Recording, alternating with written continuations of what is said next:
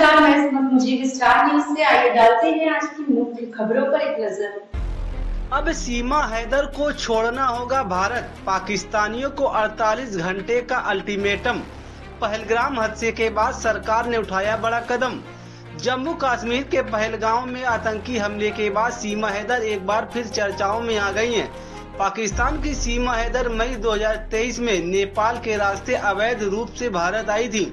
लोग उन्हें पाकिस्तान भेजने की मांग कर रहे हैं। जम्मू कश्मीर के पहलगाम में आतंकी हमले में 26 पर्यटकों की मौत के बाद भारत सरकार ने पाकिस्तान के खिलाफ एक बड़ा और कड़ा फैसला लेते हुए सार्क वीजा छूट की नीति के तहत पाकिस्तानी नागरिकों को दी जा रही सुविधा समाप्त कर दी है। इस निर्णय के अनुसार अब पाकिस्तानी नागरिक इस छूट के अंतर्गत भारत की यात्रा नहीं कर सकेंगे।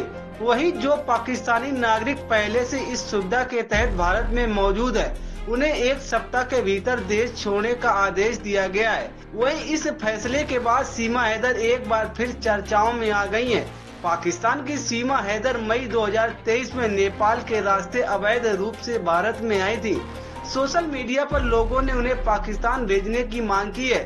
सीमा हैदर की कहानी सोशल मीडिया से लेकर समाचार चैनलों तक में पहले भी सुर्खियों में रह चुकी हैं। वह ऑनलाइन गेम पबजी के जरिए ग्रेटर नोएडा के रहने वाले सचिन मीणा से जुड़ी और दोनों के बीच प्रेम संबंध बन गए। इसके बाद सीमा अपने 4 बच्चों के साथ भारत आ गई। वह अब सचिन के साथ नोएडा में रह रही है। हाल ही में दोनों को एक बच्चा भी हुआ है। सरकार के ताजा फैसले के बाद यह सवाल उठ रहा है कि क्या इसका असर सीमा हैदर पर भी पड़ेगा।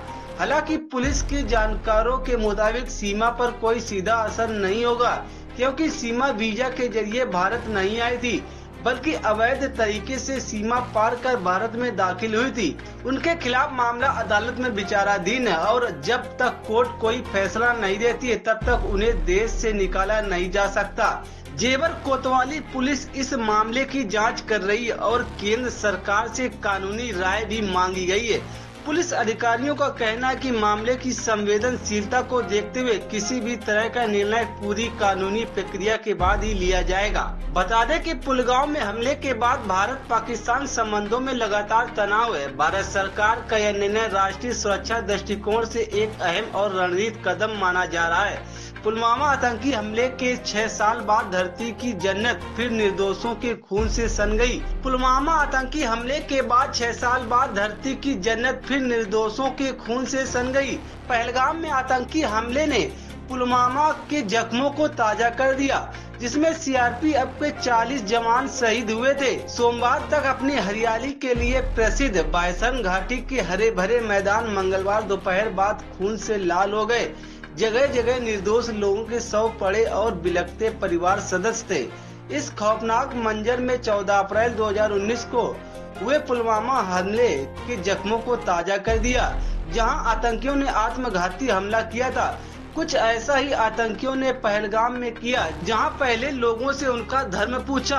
आश्वस्त होने के बाद ताबड़तोड़ गोलियां बरसाई, जिसमें 26 लोगों की जान चली गई। आतंकियों के इस कायराना और अमानवीय कृत्य से पर्यटकों में खचाखच भरी रहने वाली बायसरन घाटी में सिर्फ आतंक के निशान बचे हैं।